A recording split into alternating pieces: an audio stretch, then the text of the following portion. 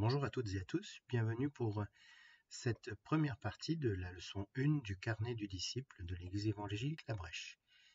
Cette première leçon, comme vous le lisez à l'écran, s'intitule Dieu, Père, Fils et Saint-Esprit. Alors nous devons évidemment nous remettre en tête cette notion du mot Dieu.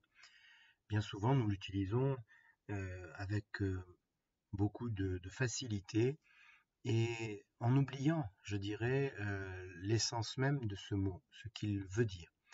Ce mot désigne Dieu, désigne un être qui est forcément supérieur, forcément un être suprême, un être qui possède des caractéristiques, des pouvoirs particuliers, selon certains dictionnaires, qui lui sont exclusivement réservés. C'est un être qui est parfois considéré créateur et unique. Nous, en tant que chrétiens, bien évidemment, nous devons garder à l'esprit que Dieu est bien celui qui est l'être suprême. Au-delà de toute existence, il est, il était et il vient. Nous le verrons un petit peu plus loin dans la partie 2 de cette leçon, avec les attributs de Dieu. Mais dans un premier temps, j'aimerais vraiment nous remémorer le fait que Dieu est bien un être suprême qui est bien d'une race supérieure, si j'ose dire, et cette race est constituée de lui seul. Il est digne d'adoration, bien sûr, et la notion d'adoration est d'ailleurs liée à toute l'histoire entre l'homme et Dieu, entre Dieu et l'homme. Dès les premières lignes de la Bible, il y a cette notion qui va s'installer, et bien que la première fois que l'on rencontrera le mot adorer soit lié à l'histoire d'Abraham, lorsqu'il dit à son fils suis-moi, viens, nous allons sur le mont Moriah pour adorer. C'est la première fois qu'il est mentionné le mot adorer, mais cette adoration, je dirais, va prendre une forme tout à fait posée à partir d'Abraham. Avant cela, cette notion est malgré tout présente, même si Dieu ne se présente pas comme un être distant. Bien au contraire, dans la Genèse, il nous est présenté comme un être présent, proche de sa création et proche de cette créature qu'il a mis dans ce jardin, dans cette création. Son désir est bien évidemment d'avoir une relation particulière avec l'homme. D'ailleurs, si nous allons dans Genèse au chapitre 1er, au verset 1er, nous avons une sorte de paradoxe qui s'installe avec ce verset qui commence ainsi: au commencement, Dieu créa. Et nous avons bien un singulier, c'est Dieu, il créa. Donc le verbe créer est ici conjugué avec un sujet singulier. Et nous ne doutons pas d'ailleurs, comme c'est écrit sur votre écran, de l'unicité de Dieu, c'est-à-dire qu'il est unique et il est un. Il n'est pas divisible, nous ne croyons pas en plusieurs dieux, nous ne croyons pas en trois dieux en un, ou quelque chose comme ça, comme certains détracteurs de ce que nous aborderons plus tard, tout de suite, pourraient le dire. Non, nous ne croyons pas en plusieurs dieux, nous croyons en un seul Dieu, un Dieu unique, et la Bible commence bien en disant « Au commencement, Dieu, qui est unique, créa ». Cependant, si nous continuons la lecture du chapitre 1er, nous allons le lire, et je le monte à l'écran pour que vous l'ayez tout de suite en haut. « Faisons les hommes pour qu'ils soient notre image, ceux qui nous ressemblent ». C'est Genèse chapitre 1er, verset 26. Et je vous ai lu ce verset dans la version Semeur. Donc ce pluriel qui est associé à Dieu est comme étrange, puisque nous commençons la lecture de la Bible par Dieu créa, un singulier. Et tout à coup, Dieu, qui vient maintenant se présenter comme le créateur de l'homme, dit « Faisons les hommes pour qu'ils soient à notre image, ceux qui nous ressemblent ». Or, Dieu est unique, et Dieu parle au pluriel. C'est assez étonnant. En réalité, c'est la traduction française qui, quelque part, nous ne nous permet pas de bien saisir la notion qui est derrière ce pluriel et ce singulier de départ. Dans le texte original, il faut bien regarder les termes et nous voyons que, en réalité, il s'agit de Elohim, donc le Dieu pluriel, le Dieu pas le Dieu plusieurs êtres à la fois, mais le Dieu pluriel qui dit qu'il va faire et qu'il crée et qu'ils ensuite feront.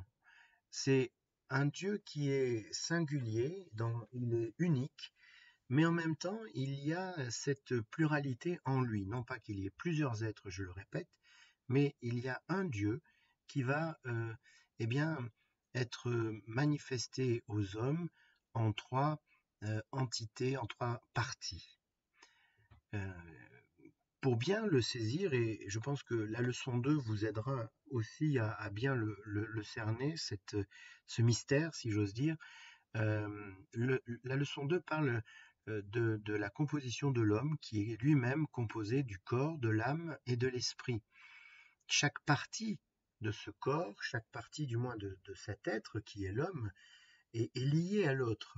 Chaque partie, évidemment, le corps a ses besoins, ses revendications, il a des besoins biologiques et des revendications qui sont, somme toute, biologiques aussi, liées au naturel.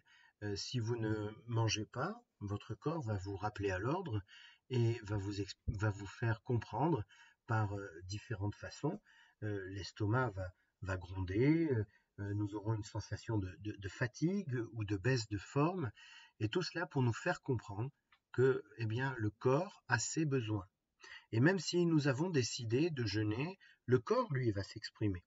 Alors bien sûr, le jeûne qui nous intéresse qui peut parfois nous intéresser, nous accompagne dans une démarche de prière et d'approche du Seigneur. Alors nous allons prendre le dessus, bien sûr.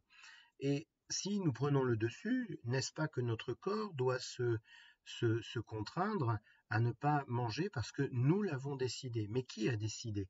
Si ce n'est notre âme, qui est le siège, nous le verrons plus tard dans cette leçon, qui est le siège de notre décision, de notre volonté, de notre intellect. Mon âme a ici une position différente de celle de mon corps. Mon âme a soif de la présence de Dieu, a faim de la nourriture spirituelle, mon corps a faim de la nourriture naturelle. Et les deux ne peuvent pourtant pas être dissociés, sinon on va alors parler d'un corps, d'un cadavre, d'une personne qui est décédée. L'âme n'est plus présente et donc on va se retrouver dans une situation où eh bien, le corps et l'âme ne sont plus ensemble, et là on n'a plus la personne devant nous, on a son cadavre, et on a sa dépouille. Pour avoir la personne tout entière, je dois avoir le corps qui est biologiquement vivant, mais qui est aussi habité par l'âme, en l'occurrence. Pour Dieu, eh bien, nous avons un petit peu cette même chose, c'est-à-dire que Dieu est à la fois Père, à la fois Fils et à la fois Saint-Esprit. L'un ne peut pas faire et ne peut pas être sans l'autre. Et c'est valable pour les trois, entre guillemets, parties de notre Dieu. Il est inconcevable que nous regardions vers Dieu en ne pensant qu'au Père, ou en regardant Dieu en ne pensant qu'au Fils, ou en regardant Dieu, évidemment, en ne pensant qu'au Saint-Esprit. Dieu est Père et Fils et Saint-Esprit. Il est les trois en même temps, et les trois se manifestent différemment et ont des caractéristiques complémentaires. Certains ont une pensée un petit peu étrange et surtout erronée, disant que le Père étant venu sur terre sous forme du Fils, est reparti au ciel et revenu se manifestant sous la forme du Saint-Esprit. Ce serait, je pense, une erreur de croire cela. parce que ils ont chacun une action particulière, et lorsque Jésus est sur terre, il va prier le Père afin d'envoyer l'autre consolateur. Les termes sont justes et exacts, ils désignent bien plusieurs entités, plusieurs personnes qui ont des désirs qui sont parfois différents. Jésus dira, je ne veux pas faire ma volonté, mais la tienne, Père. Et le Saint-Esprit viendra pour fortifier Jésus dans cette action. Notre Dieu est bien donc un Dieu unique, mais qu'on va qualifier de tripartite. Nous ne sommes pas, je le répète, polythéistes, qui croient en plusieurs dieux.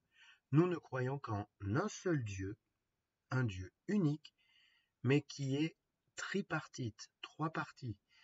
Et la notion de trinité, et j'aime bien la traduction directe de l'allemand qui dit triunité, ou tripartisme, renforce l'idée vraiment d'un Dieu véritablement extraordinaire, comme vous pouvez le lire, mais aussi mystérieux dans sa nature. Nous ne pouvons pas embrasser et comprendre l'entièreté de ce mystère.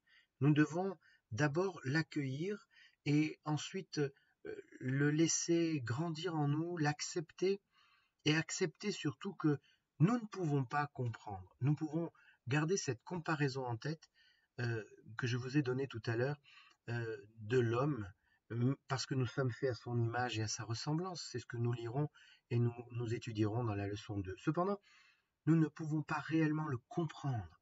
C'est quelque chose qui est hors de notre portée directement. Ma prière pour chacun d'entre nous est que le Saint-Esprit, justement, nous donne la sagesse et l'intelligence nécessaires pour ne serait-ce que toucher du doigt cette réalité. Cependant, j'aimerais que nous puissions prendre conscience que notre Dieu est manifesté à la fois dans le Père, le Fils et le Saint-Esprit. Et puis tout d'abord le Père. Alors, je vous laisse lire 1 Corinthiens chapitre 15 verset 24, puis viendra la fin lorsque le Christ remettra la royauté à Dieu le Père. Ici on voit bien qu'il y a Christ qui remet quelque chose, donc la royauté, à Dieu le Père. Donc ici on a bien le Fils, Christ, qui remet quelque chose au Père. Si nous lisons Jean 5 au verset 19 et 20, Jésus reprit donc la parole et leur dit, c'est donc Jésus, le Fils, qui parle, en vérité, je vous le dis, le Fils ne peut rien faire de lui-même, il ne fait que ce qu'il voit faire au Père. Et tout ce que le Père fait, le Fils aussi le fait pareillement, car le Père aime le Fils et lui montre tout ce qu'il fait. Et il lui montrera des œuvres plus grandes que celles-ci, afin que vous soyez dans l'étonnement. Nous avons ici, je dirais, deux passages qui nous démontrent vraiment que le Père et le Fils sont distincts en étant à la fois Dieu lui-même. L'évangile de Jean commencera au chapitre 1er, vous pourrez le lire, en disant que Dieu était la parole était Dieu, et donc ici on parle bien de l'unicité de Dieu. Dieu est un. Cependant, il y a le Père qui a une façon de fonctionner, un fonctionnement des désirs, et puis il y a le Fils. Lorsque le Fils, nous lisons dans Jean au chapitre 5, prie, il voit le Père faire, donc une autre personne, entre guillemets, qui fait, pas une personne au sens humain du terme, dans le sens un corps, une âme, un esprit, dans le sens de trois parties, non, il y a le Père, donc qui, quelque part, fait quelque chose, et le Fils le voit, et comme il le voit, il peut reproduire les œuvres qu'il a vu faire. Donc nous avons bien vraiment une distinction entre ces deux personnes. Et si nous regardons du coup le rôle du Père dans la divinité, dans Dieu, il est celui qui en fait va planifier concevoir les choses. J'ai pris dans ces écrits, le carnet, l'exemple d'une construction d'un bâtiment ou d'une maison. Pour établir cette construction, pour arriver au terme de cette construction, il va falloir tout un ensemble de personnes, et la première est celle qui va être qualifiée d'architecte. C'est celui qui va concevoir les plans, celui qui va prévoir et calculer tout ce qu'il faut. Il faut tant de pièces, il faut tant de mètres carrés, il faut un couloir de circulation, il faut distribuer le réseau d'eau, le réseau d'électricité, il faut aérer la maison, il faut qu'il y ait une ventilation, il faut qu'il y ait une isolation, quelles sont les normes, quelles sont les règles, quels sont les principes. Je rassemble toute cette connaissance, toute cette capacité, ces compétences, et j'établis un plan, je conçois un plan. Qui est celui qui a conçu le plan du salut, si ce n'est le Père? Lorsque Adam et Ève vont chuter, il va y avoir la conception d'un plan de sauvetage. Ce n'est pas le Fils qui conçoit ce plan, ce n'est pas le Saint-Esprit qui conçoit ce plan, c'est bien le Père qui va concevoir ce plan, qui sera ensuite transféré et vécu sur la terre par le Fils et le Saint-Esprit. Donc, le Père est celui qui conçoit la volonté divine. Gardons bien cela à l'esprit, le Père est le concepteur de la volonté divine. Ensuite vient le Fils. Et pour comprendre le Fils, nous allons lire dans Jean 1, versets 1 à 3, puis verset 14. Donc au commencement était la parole, et la parole était Dieu. Je vous ai parlé de ce verset brièvement tout à l'heure. Et la parole était Dieu. Elle était au commencement avec Dieu. Toutes choses ont été faites par elle, et rien de ce qui a été fait n'a été fait sans elle. Alors, la parole ici est associée par Jean à la personne de Jésus. Certains sont partis dans des interprétations qui ne sont pas conformes avec le reste de la Bible. Nous allons nous concentrer sur ce qui est juste, sur ce qui nous semble vrai et qui est partagé par beaucoup de chrétiens, bien que cela ne fasse pas forcément effet de garantie, mais qui marque la chrétienté depuis le départ. Il y a le Père et il y a le Fils. Ici, on dit bien, au commencement était la parole. Et la parole était avec Dieu, et la parole était Dieu. Ici, on dit bien que Jésus est Dieu. La parole faite chair, comme on le dit souvent, était et est Dieu. Cependant, en étant Dieu, elle était avec Dieu. Ça semble étrange. Parce qu'ici, l'expression avec Dieu n'est pas généraliste, pardon. Elle ne désigne pas, au contraire, elle n'est pas restrictive du moins, mais elle est généraliste. Elle désigne la personne, l'entièreté de Dieu, et en même temps Dieu le Père, celui qui conçoit. Toutes choses ont été faites par elle, donc par la parole, par le Fils, et rien de ce qui a été fait n'a été fait sans le Fils, sans elle, la parole, le Fils. Je reprends mon exemple de l'architecte. Un architecte peut avoir conçu les plus beaux plans du monde qui correspondent exactement aux besoins de son client. S'il n'a personne pour exécuter le travail, alors rien ne pourra être réalisé. Le Fils est celui qui va mettre en œuvre, qui va appliquer les plans que le Père aura conçu. Jésus ne dira-t-il pas d'ailleurs à la croix, tout est accompli? Si. Il vient pour exécuter, pour accomplir, pour rendre réel, concret, palpable le plan de Dieu. Le Fils est le Verbe, donc la parole, sans lequel le sujet, qui est Dieu le Père, ne peut rien exprimer. C'est comme si nous faisions, nous, le parallèle pour nous-mêmes. Nos pensées nous concevons dans nos pensées, mais si nous ne pouvons pas les communiquer par la parole, alors rien ne pourra se faire. Si je veux dire quelque chose à mon épouse, je peux le penser, mais si ma bouche ne s'ouvre pas, elle ne saura jamais ce que je pense. Jésus vient accomplir la volonté divine. C'est en cela qu'ils sont complémentaires. Le Père conçoit, le Fils accomplit. Le sujet, le Père, le Verbe, le Fils. Et évidemment, nous ne pouvons pas omettre celui que bien souvent nous considérons, ou bien souvent qui a été considéré comme une troisième roue du chariot, c'est le Saint-Esprit. Lisons Jean 14, du verset 16 au verset 18, et un raccourci en tout cas. Et moi je prierai le Père, donc et moi c'est Jésus qui parle, donc le Fils priera le Père, nous avons bien deux personnes, deux êtres, et il vous donnera un autre consolateur, l'Esprit de vérité, un autre.